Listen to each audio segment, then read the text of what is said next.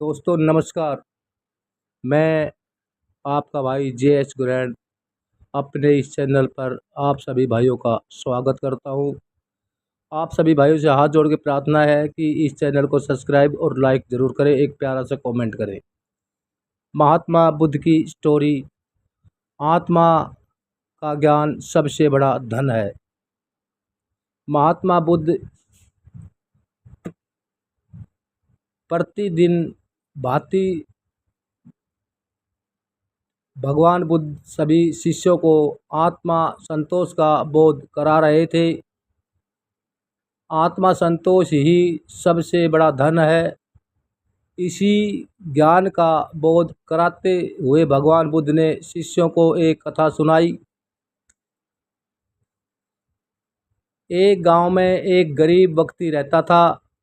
वह बहुत मेहनत करता किंतु वह धन नहीं कमा पाता था। इसलिए इस प्रकार उसके दिन बड़ी मुश्किल से बीत रहे थे। कई बार तो ऐसा हो जाता था कि उसे कई कई दिनों तक सिर्फ एक ही वक्त का खाना खाकर ही गुजारा करना पड़ता था। इस मुसीबत से छुटकारा पाने का कोई उपाय उसे न सूझता। एक दिन उसे आत्मा बुद्ध एक दिन उसे महात्मा बुद्ध मिल गए। उसने महात्मा बुद्ध की खूब सेवा की। बुद्ध उसकी सेवा से प्रसन्न हो गए और उसे देवी की आराधना का एक मंत्र दिया। मंत्र से कैसे देवी का स्मरण किया जाए उसकी पूरी विधि भी बुद्ध ने उसे बता दी। वह व्यक्ति उस मंत्र से भगवान का स्मरण करने लगा। कुछ दिन मंत्राध्ययन करने पर देवी उसके सामने प्रकट हुई। देवी ने उसे कहा कि मैं तुम्हारी आराधना से प्रसन्न हूँ। बोलो क्या चाहते हो, निर्भय होकर मांगो। देवी को इस प्रकार सामने देखकर वह व्यक्ति एकाएक घबरा गया। क्या मांगा जाए यह वह तुरंत ही न कर सका। इसलिए हड़बड़ाहट में बोला, देवी जी इस समय तो नहीं, हाँ मैं कल आपसे मांग लूँगा। देवी कल प्रात आने के लिए कहकर अंतर्ध्यान हो गई। घर जाकर वह व्यक्ति सोच में पड़ गया कि देवी से क्या मांगा जाए, वर भी कैसा मांगा जाए। वह उस विचार करने लगा।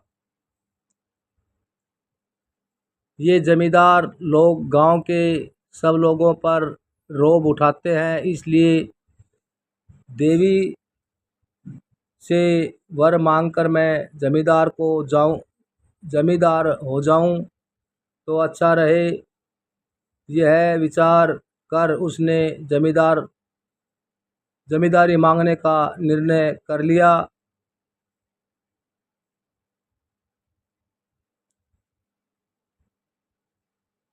इस विचार के आने के बाद वह सोचने लगा कि जब लगान भरने का समय आता है तब ये जमींदार भी तो तहसीलदार साहब की आरजू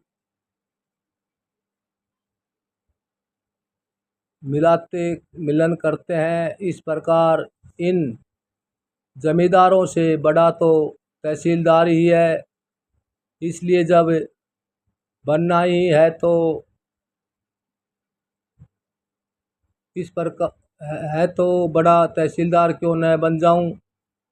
इस प्रकार विचार कर वह तहसीलदार बनने की इच्छा करने लगा।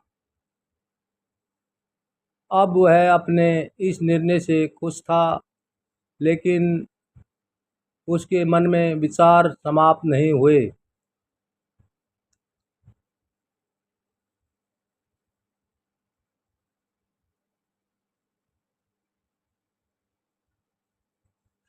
और कुछ देर बाद उसने जिलाधीश का ध्यान ध्यान हो गया।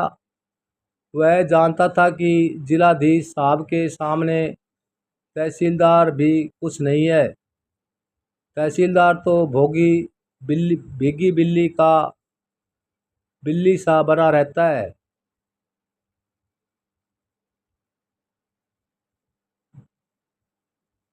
जिलाधीश के सामने इस तरह उसे अब तहसीलदार का पद भी फीका लगने की कुछ तय नहीं कर पाया कि क्या मांगा जाए।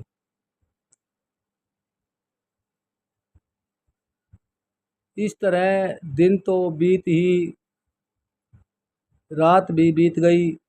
सवेरा हुआ। वह अभी भी कुछ निर्णय नहीं कर पाया था। ज्यों ही सूरज की पहली किरण पृथ्वी पर पड़ी त्यों ही देवी उसके सामने प्रकट हो गई।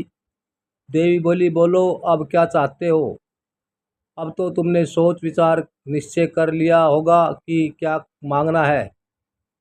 उसने हाथ जोड़कर उत्तर दिया, देवी मुझे कुछ नहीं चाहिए, मुझे तो सिर्फ आत्मा संतोष का गुण दीजिए, यही मेरे लिए प्राप्त है। देवी ने पूछा, क्यों भाई, तुमने धन दौलत क्यों नहीं मांगा।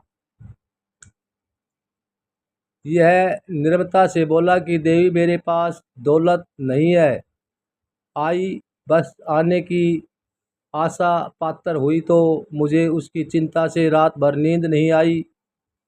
यदि वास्तव में मुझे दौलत मिल जाएगी तो फिर नींद तो एकदम विदा ही हो जाएगी। इसलिए मैं जैसा हूँ वैसा ही रहना चाहता हूँ। आत्मा संतोष का गुण ही सबसे बड़ी दौलत होती है, आप मुझे यही दे दीजिए। देवी ने उसे आशीर्वाद दिया और अंतर्ध्यान हो गई। वह व्यक्ति पहले की तरह प्रसन्नता से अपना जीवन बिताने लगा।